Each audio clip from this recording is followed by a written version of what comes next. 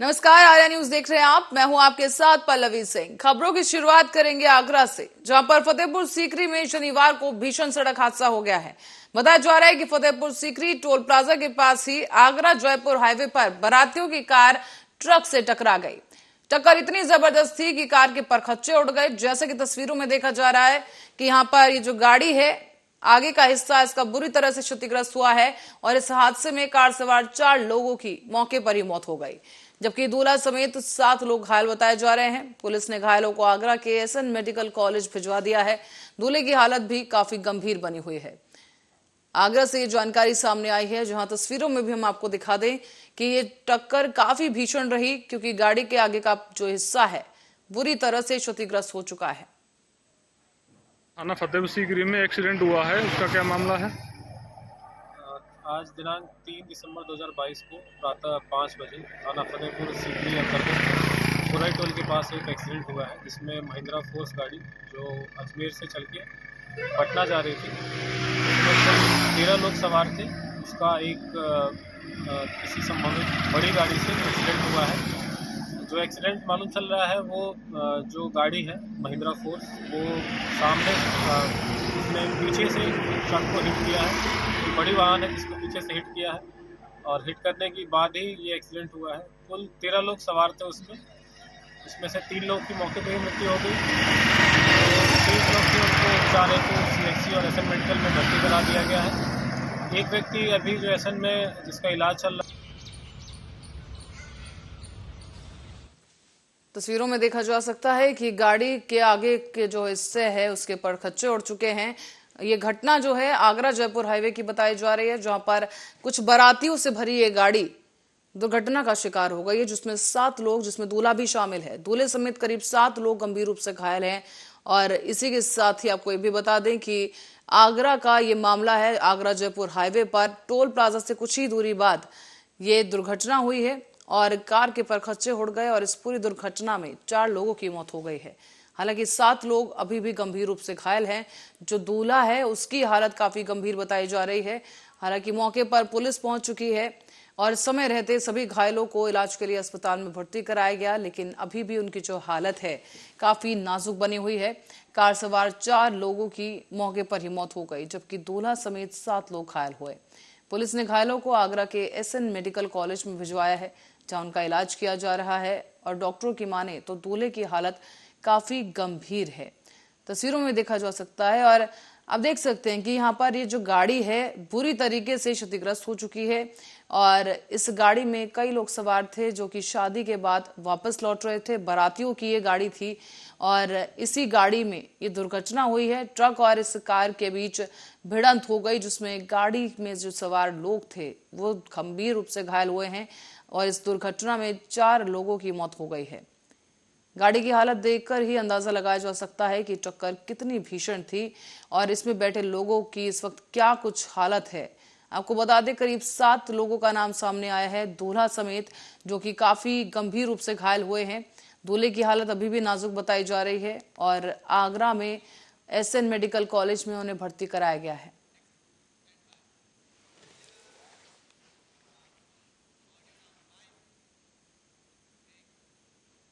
खबर अब रायबरेली से है, जहां गुरबख्शगंज थाना के अंतर्गत पूरे लाल बहादुर मचरे लोहरा में संदिग्ध परिस्थितियों के दौरान चिलविल के पेड़ पर एक 28 वर्ष के युवक का फंदे से लटकता हुआ शव मिला है।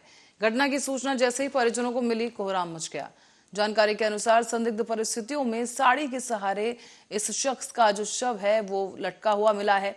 ग्रामीणों ने बताया है कि जो युवक है शराब का आदी था, लेकिन ये घटना कुछ रहस्य जरूर छोड़ गई है। मौके पर पहुंची पुलिस ने भी ग्रामीणों की मदद से शव को उतरवाकर कब्जे में लिया और उसे पोस्टमार्टम के लिए भेजा गया है।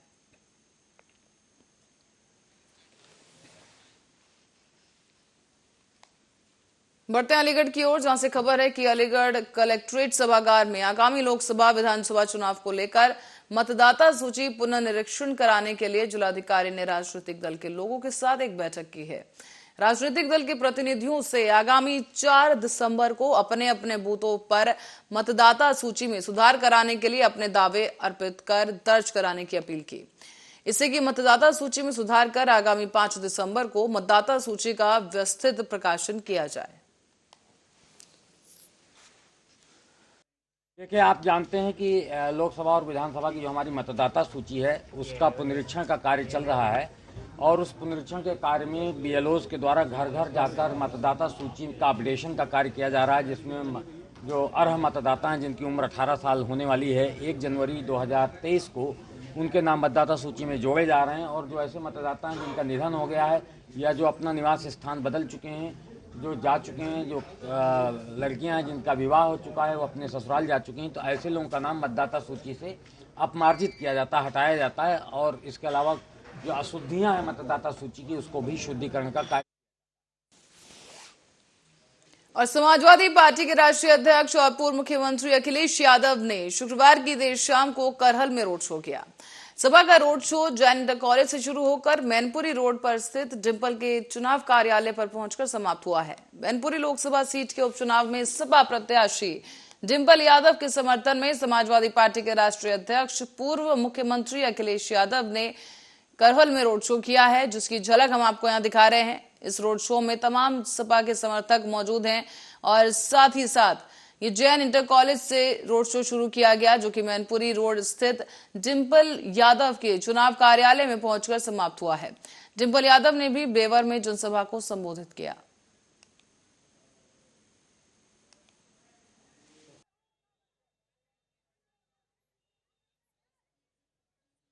और इसी खबर पर ज्यादा जानकारी के लिए उमाकांत हमारे संवाददाता हमारे साथ जुड़ चुके हैं। उमाकांत, आपसे जानना चाहेंगे, तस्वीरें हम देख पा रहे हैं कि यहाँ पर काफी ज्यादा भीड़ लोगों की नजर आई है, काफी समर्थक यहाँ पर नजर आए हैं और इस बीच क्या कुछ दावे वहां पर सुनाई दिए हैं, क्योंकि चुनावी बिगुल बज चुका है और कुछ ही देर में जो है चुनाव भी शुरू होने जा रहा है, कुछ ही दिनों में, बहुत कम समय रह गया है। बताना चाहूंगा, ये समाजवादी गढ़ है, 1996 से नेताजी की कर्मभूमि है और यहाँ लोगों का झुकाव है वो समाजवादी के साथ है। नेताजी के निधन से ये सीट खाली हुई है, तो जो विकास कार्य हुए वो समाजवादी सरकार में हुआ, इसीलिए जनता का जो हुजूम है अखिलेश यादव की कल रैली में दिखाई पड़ा। और जो जनता का झुकाव है, क्योंकि एक चुनाव तो ये इसका भी है, संवेदनाओं का है कि कोई नेताजी खत्म हुए तो नेताजी की ये रिक्त सीट पे हुआ है, तो लोग ये भी मानते हैं ये संवेदना का चुनाव। ऐसे चुनाव में जनता समाजवादी पार्टी को जो भीड़ देखने को मिल रही उससे लग रहा है। उमाकांत, किस तरह का रुख वहां पर नजर आ रहा है जनता का, क्योंकि काफी जाहिर सी बात है इमोशनल भी जनता होगी, क्योंकि हाल ही में मुलायम सिंह यादव का निधन हुआ और क्योंकि ये सपा का गढ़ भी माना जाता है, और दूसरी तरफ रघुराज शाक्या भी इस वक्त चुनावी मैदान में है, उनकी तरफ से भी कई दावे किए जा रहे हैं, तो जनता का क्या लगता है, रुझान बदल सकता है? जनता वैसे तो संवेदनाओं में समाजवादी पार्टी के साथ है, कुछ प्रत्याशी साक्ष्य मतदाता जो है वो कहीं कहीं बीजेपी की तरफ। जी, तो उमाकांत, इस वक्त जो रोड शो हम देख पा रहे हैं तो उसमें क्या कुछ नए वादे सुनाई दिए हैं, नए जुमले कुछ सुनाई दिए, क्योंकि चुनावी टक्कर इस बार तीखी होने जा रही है? देखिए, जनता नई बातों पे नहीं, राष्ट्रीय अध्यक्ष से जो कल उन्होंने अपना रोड शो किया है उसमें मेन चीज उनको ये थी, जनता अपने आप पहुंची और जनता का जो झुकाव है उसमें सबसे बड़ी चीज है कि हर समाज का व्यक्ति दिखाई देखने को मिला। वो उन जो चाहे वो कश्यप हो, चाहे वो शाक्य हो, चाहे यादव हो, चाहे मुसलमान हो, चाहे ब्राह्मण हो, कई जातियों के नेता भी कल देखने को मिले। साथ में एक चीज और है कि डिंपल जी की भीड़ में महिलाओं का कभी वो नहीं होती थी भीड़, वो भी उनके साथ देखने को मिली, ये बहुत बड़ी चीज है। दूसरी चीज, हम चुनाव की बात करें तो सबसे बड़ा आंकड़ा ये है कि संवेदना के ऊपर जनता चुनाव में वोट दे रही है। कुछ ऐसे भी प्रत्याशी हैं, क्योंकि बसपा ने यहाँ पे प्रत्याशी नहीं उतारा है, कई राजनीतिक दलों का सपा को समर्थन मिल चुका है, तो ऐसे में कई ऐसे दिग्गज चेहरे हैं जो एससी वोट है, जो अनुसूचित हम मानते हैं, वो वोट सीधा सीधा समाजवादी को सपोर्ट कर रहा है। चाहे वो उससे कई नेता हैं, चाहे वो चंद्रशेखर आजाद रावण जी हो, चाहे और भी हो, चाहे केशव मौर्य हो जिनका अपना एक महान दल है, ऐसे कई दिग्गज समाजवादी में प्रचार कर रहे हैं और अपनी जनता से अपील कर रहे हैं समाजवादी के लिए। बिल्कुल। और उमाकांत, जिस तरीके की बयानबाजियां भी देखने को मिल रही हैं, हाल ही में शिवपाल ने भी अखिलेश यादव को जो उपाधि दे दी है छोटे नेताजी की, क्या लगता है कि इस चुनाव में उससे भी असर पड़ेगा और इसीलिए डिंपल के लिए फ्रंट पे आकर अखिलेश यादव प्रचार कर रहे हैं? जी बिल्कुल, क्योंकि इस बार चाचा भतीजे का मन से मुटाव बिल्कुल दूर हो चुका है और अखिलेश जी ने एक बात कही थी कि हमारा राजनीतिक केवल लड़ाई थी सामाजिक लड़ाई कभी नहीं थी। हमारे चाचा हमेशा चाचा थे और चाचा भी इस बात को कह रहे हैं कि जितना बीजेपी के मंत्री मैनपुरी में प्रचार करेंगे उतने ही डिंपल अधिक मतों से जीतेगी। ये उनका दावा है कि जितना मंत्री बीजेपी के यहाँ आएंगे उससे रिकॉर्ड मतों से समाजवादी पार्टी जीतेगी। उमाकांत, क्या लगता है इस चुनाव के बाद जो साल 2024 में चुनाव होने जा रहा है, क्या कुछ फर्क पड़ेगा? जी, 2024 के चुनाव में अगर मैनपुरी की जो सीट है वो प्रतिष्ठा की बनी हुई है कि समाजवादी को अपने अस्तित्व की लड़ाई है और भारतीय जनता पार्टी यहाँ से कमल खिलाने की तैयारी में। बात अगर हम करते हैं 2024 की, अगर समाजवादी पार्टी यहाँ से जीतती है तो उसके बाद चाचा भतीजे मिलकर 50 सीटों का दावा कर रहे हैं कि 2024 में हम 50 सीटें हासिल करेंगे। जी चलिए उमाकांत, बहुत बहुत धन्यवाद इस जानकारी के लिए। दर्शकों को बता दें कि यहाँ पर जनता का जो हुजूम है उमड़ पड़ा है अखिलेश यादव के एक बार दर्शन करने के लिए। डिंपल यादव के साथ अखिलेश यादव रोड शो करते नजर आए हैं और जैन कॉलेज से शुरू होकर ये रोड शो डिंपल यादव के कार्यालय पर जाकर खत्म हुआ है। लेकिन इस दौरान का जो ये रास्ता है, जो सफर रहा है समाजवादी पार्टी का, वो देखने लायक है क्योंकि यहाँ पर जनता भरी पड़ी है और जैसे कि हमारे संवाददाता ने भी कहा कि यहाँ पर हर जाति वर्ग का इंसान मौजूद है इस रोड शो में। और वाकई जिस तरीके की कहा जाता है कि मैनपुरी गढ़ है समाजवादी पार्टी का, वो इन तस्वीरों से साफ नजर आ रहा है कि आखिर क्यों ऐसा कहा जाता है। क्योंकि एक पुराना नाता रहा है मैनपुरी से समाजवादियों का और समाजवादी पार्टी के तमाम यहाँ पर समर्थक देखे जा रहे हैं। लाल टोपी पहने समर्थक यहाँ पर आए हैं। अखिलेश यादव के नारे लगाए जा रहे हैं, जयकारे हो रहे हैं डिंपल यादव के। और हाल ही में मुलायम सिंह यादव का जिस तरह से निधन हुआ उसके बाद जनता कुछ ज्यादा इमोशनल भी है, तो ऐसे में ये कहना गलत नहीं होगा कि इस बार समाजवादी पार्टी के लिए राह थोड़ी आसान जरूर हो सकती है। अब बढ़ते हैं अगली खबर की ओर। रायबरेली से खबर है जहां डीएपी की मारामारी के बीच नकली खाद का संकट गहराता जा रहा है। बाजार में कुछ मुनाफाखोर बाजार में डीएपी की कमी का लाभ उठाते हुए नकली खाद की सप्लाई कर रहे हैं। इसी की बानगी नजर आई यहाँ पर, जहां पर निमटिकर में खेतों में डालने के लिए किसानों ने जो डीएपी मंगवाई जो कि नकली दिखाई दी। किसानों ने जब शक हुआ तो अधिकारियों को सूचना दी, जिसके बाद अधिकारियों ने मौके पर पहुंचकर जिला कृषि अधिकारी के साथ मिलकर इस खाद का नमूना लिया है। इस नमूने को जांच के लिए भेजा गया। जिला कृषि अधिकारी के मुताबिक खाद देखने पर ही संदिग्ध नजर आ रही है। नमूना जांच के लिए फिलहाल भेजा जा चुका है। जांच रिपोर्ट के आधार पर बड़ी और कड़ी कानूनी कार्रवाई की जाएगी।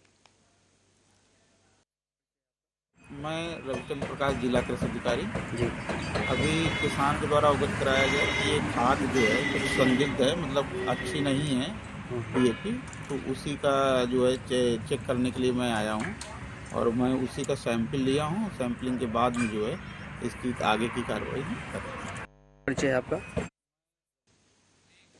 और नेशनल हाईवे 34 पर एक बड़ा सड़क हादसा हो गया है। अनियंत्रित ट्रैक्टर सड़क किनारे खाई में जा गिरा और ट्रैक्टर के नीचे दबने की वजह से 3 में से 2 लोगों की मौत हो गई है। हालांकि एक की हालत अभी भी गंभीर है। सूचना पर पहुंची पुलिस ने सुमेरपुर से सीमेंट के खंभे लादकर फतेहपुर जा रहे इस ट्रक को वहां से बाहर निकलवाया है। तस्वीरों में आपको दिखाते चलें कि जेसीबी की मदद से इस ट्रक को, जो कि वहां फंसा हुआ था, ट्रक आप देख सकते हैं इन तस्वीरों में, और इस ट्रक को निकाला गया है। हालांकि 2 लोगों की मौत हो गई इस दुर्घटना में और एक की हालत गंभीर है।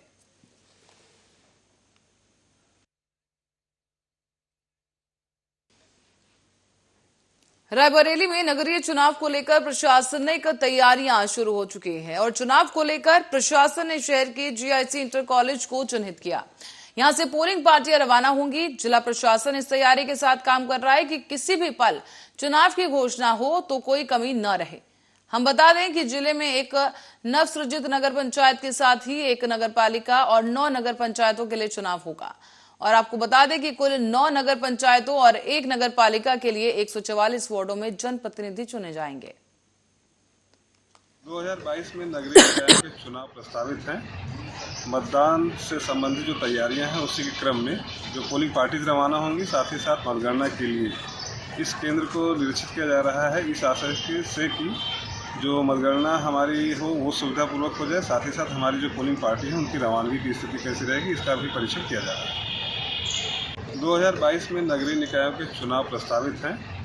मतदान से संबंधित जो तैयारियां हैं उसी के क्रम में जो पोलिंग पार्टीज रवाना होंगी, साथ ही साथ मतगणना के लिए इस केंद्र को निरीक्षित किया जा रहा है, इस आशय से कि जो मतगणना हमारी हो वो सुविधापूर्वक हो जाए, साथ ही साथ हमारी जो पोलिंग पार्टी है उनकी रवानगी की स्थिति कैसी रहेगी, इसका भी परीक्षण किया जा रहा है।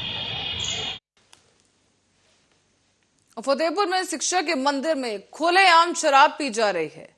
यहां पार्टी हो रही है और वहीं आपको बता दें कि शराब पीने का एक वीडियो सोशल मीडिया पर वायरल हो रहा है। दरअसल शिक्षक के मंदिर में शराब पीने को लेकर ग्रामीणों में काफी आक्रोश दिखाई दिया। ये वीडियो किशनपुर थाना क्षेत्र के इटौली गांव के विद्यालय का बताया जा रहा है और तस्वीरों में आप देख सकते हैं कि यहाँ पर बेधड़क होकर ये तमाम लोग मिलकर पार्टी कर रहे हैं, शराब पी जा रही है और ये जो घटना है एक स्कूल की है, जो अपने आप में काफी शर्मनाक बात है।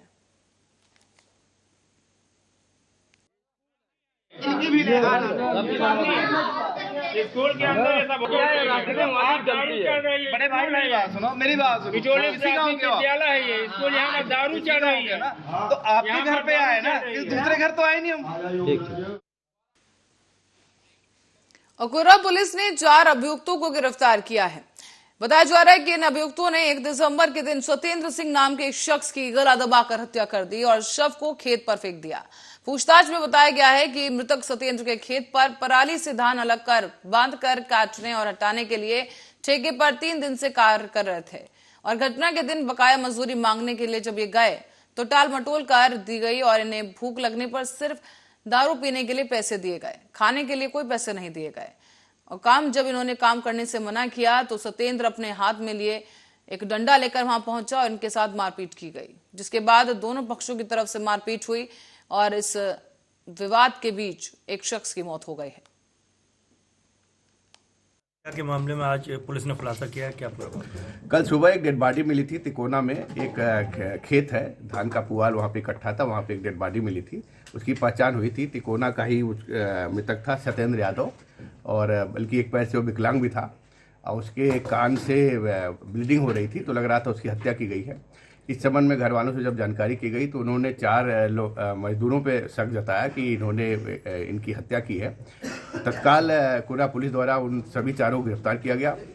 उनसे जब गहराई से पूछताछ की गई तो उन्होंने पूरा जुर्म का अपना इकबाल किया और उन्होंने कहा कि हम लोग मजदूरी इनके यहाँ कर रहे थे, इनके पुआल हटाने का था, हमारा तय हुआ था 300 रुपये रोज का और इसके बाद इन्होंने वो मेरा मजदूरी का पैसा नहीं दिया।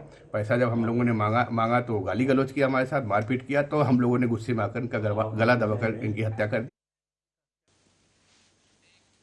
अब मामला फतेहपुर जनपद के हदगांव थाना क्षेत्र से है, जहां हरिहरपुर गांव में बच्चा सिंह जिसकी उम्र 22 साल है, परिजनों का कहना है कि देर रात को अपने दोस्तों के साथ एक शादी के कार्यक्रम में सम्मिलित होने गया था। घर से निकलते समय रास्ते में दोस्तों ने उसकी हत्या कर दी है। हत्या करने के बाद घर में लाकर उसे लिटा दिया गया और ये कहने लगे कि इसने शराब ज्यादा पी ली।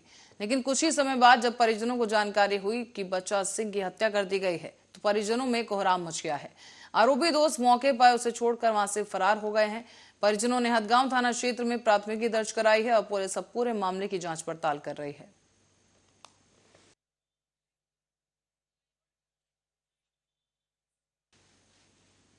खबर अब हरियाणा से है, जो एमबीबीएस के स्टूडेंट्स की बॉन्ड पॉलिसी को लेकर बीजेपी में पहली बार मतभेद उजागर हुआ है। राज्य के स्वास्थ्य मंत्री अनिल विज ने बॉन्ड पॉलिसी पर नाखुशी जताई है। उन्होंने सीएम मनोहर लाल को पत्र लिखकर और मरीज और डॉक्टर को परेशान होने की बात कहकर अपनी बात आगे रखी। इस पॉलिसी को 1 साल के लिए टाल दिया जाए कहा गया और साथ ही उन्होंने कहा कि सीएम मनोहर लाल खट्टर लगातार बॉन्ड पॉलिसी के फायदे गिनवाते नजर आए। पॉलिसी के खिलाफ हड़ताल पर डटे एमबीबीएस के स्टूडेंट से वहां मीटिंग भी की जा चुकी है और मीटिंग में हुए फैसले को लेकर सरकार बॉन्ड पॉलिसी की नई अधिसूचना जारी करने की तैयारी में है। आपको बता दें कि साल 2020 में जब बॉन्ड पॉलिसी का प्रारूप तैयार किया जा रहा था तब स्वास्थ्य मंत्री अनिल विज ने 7 साल और 40 लाख रुपए की बॉन्ड पॉलिसी पर अपनी असहमति जताई थी। कहा गया था कि मेडिकल स्टूडेंट्स के हित में यह नहीं है।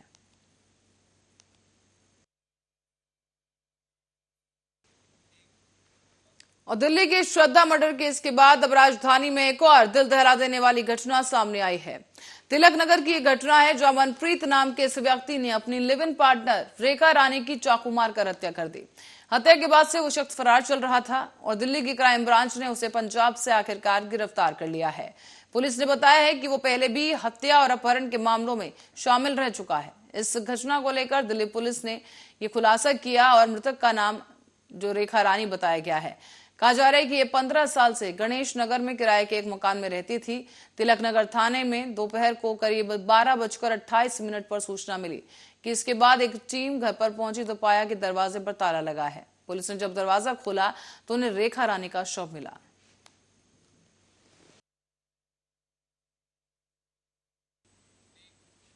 और गुजरात चुनाव के बीच AIUDF के अध्यक्ष बदरुद्दीन अजमल का एक बड़ा बयान सामने आया है। इस विवादित बयान ने बवाल मचा दिया क्योंकि उन्होंने असम में करीमगंज में एक कार्यक्रम के दौरान कुछ ऐसा कह दिया जिसके बाद बीजेपी और हिंदू संगठनों ने अजमल को खरी खोटी सुनाना शुरू कर दिया है। केंद्रीय मंत्री गिरिराज सिंह से लेकर कई सांसदों और विधायकों ने अजमल के बयान की निंदा की और उन्हें अपनी भाषा पर नियंत्रण रखने की सलाह दी है। लड़कियां 18 साल सरकार ने इजाजत दी, उसके बाद शादी कर लेते हैं। वो लोग 40 साल से पहले 1, 2, 3 इलीगल बीवियां रखते हैं, वहां बच्चे होने नहीं देते हैं, उनका खर्चा वो बजाते हैं, मजा उड़ाते हैं। उसके बाद 40 साल के बाद माँ बाप ने मजबूर किया या कहीं फंस गए तो एक शादी कर ली। उसके बाद 40 साल के बाद बच्चा पैदा करने की सलाहियत कहाँ रहती है? तो कैसे उम्मीद रखते हैं? और इस बीच आपको बता दें कि सेना भर्ती मामले में फर्जी दस्तावेजों की जांच करने पहुंची CBI की टीम। बताया जा रहा है कि साल 2016 में कानपुर सेना भर्ती में फर्जी निवास प्रमाण पत्र हमीरपुर तहसील से जारी किए गए थे। इसमें करीब 34 युवकों के फर्जी निवास प्रमाण पत्र होने की जांच की जा रही है। लेखपाल, प्रधान और सभासदों से भी CBI पूछताछ कर रही है। 2 दिन के लिए CBI ने यहां पर डेरा डाल दिया है और मुख्यालय के मोधा डैम गेस्ट हाउस में ये पूछताछ की जा रही है। और इसी खबर पर अधिक जानकारी के लिए फोन लाइन पर सत्यम सिंह हमारे संवाददाता जुड़ चुके हैं हमारे साथ। सत्यम, आपसे जानना चाहेंगे क्या कुछ पूरा मामला रहा और क्या अब वारदात जो है सामने आ रही है, क्या कुछ कहा जा रहा है टीम की तरफ से? जी बिल्कुल, बता दें उत्तर प्रदेश सरकार के कानपुर में 2016 के दौरान हुई सेना भर्ती मामले में CBI ने 40 आरोपियों के खिलाफ FIR दर्ज की है। फिलहाल CBI की शुरुआती जांच में सामने आया है कि इस भर्ती में रिश्वत देकर फर्जी दस्तावेजों के जरिए 34 लोगों ने परीक्षा पास कर ली। यही नहीं, इनमें से 30 लोगों ने ज्वाइन भी कर ली। फिलहाल मामले में सेना भर्ती कार्यालय में तैनात हवलदार गिरीज NH ने बिचौलिए के जरिए रिश्वत लेने की बात कबूली है। वहीं अब सभी निवास प्रमाण पत्र हमीरपुर से जारी होने के बाद में CBI की टीम ने जिले में डेरा डाल लिया है। शनिवार को लेखपाल, ग्राम प्रधान और सभासदों को भी तलब किया गया है। जी तो सत्यम, अब क्या कुछ बात सामने आ रही है, कितने लोग इसमें और शामिल हो सकते हैं और क्या कोई बड़ा नाम भी सामने आया है? बिल्कुल, फिलहाल की बात करें तो कल ही रात में जो है CBI मुख्यालय पहुंची है और वहां पर जो है मौदहा डैम के जो ऑफिस बना हुआ है वहां पर पूरी जांच पड़ताल कर रही है। फिलहाल अभी कुछ कहा नहीं जा सकता, लेकिन जांच बराबर जारी है। जी तो सत्यम, जिन 34 लोगों के नाम सामने आए जिन्होंने फर्जी दस्तावेज इस्तेमाल किए, उन पर क्या कुछ कार्रवाई की गई अब तक? बिल्कुल, ऑफिशियल अधिकारियों की बात करें तो उनका कहना है कि 40 लोगों ने जो है इस प्रमाण पत्र को जो है जारी करवाकर हमीरपुर से, जो कि अन्य जिले के रहने वाले थे, बागपत, बरेली और अन्य जनपद से रहने वाले थे। हालांकि जो प्रमाण पत्र के जब ये जांच जानकारी आई तो उनके जो है 40 लोगों के खिलाफ FIR दर्ज की गई है, जिनमें से 34 लोग जो है हमीरपुर के बताए जा रहे हैं। जी चलिए सत्यम, धन्यवाद इस जानकारी के लिए। दर्शकों को बता दें कि सेना भर्ती मामले को लेकर CBI टीम छापा मारने पहुंची है। एक बड़े फर्जीवाड़े का खुलासा जल्द ही किया जा सकता है। और फिलहाल के लिए बुलेटिन में इतना ही। देश दुनिया की तमाम खबरों के लिए बने रहे हमारे साथ, देखते रहें आर्या न्यूज।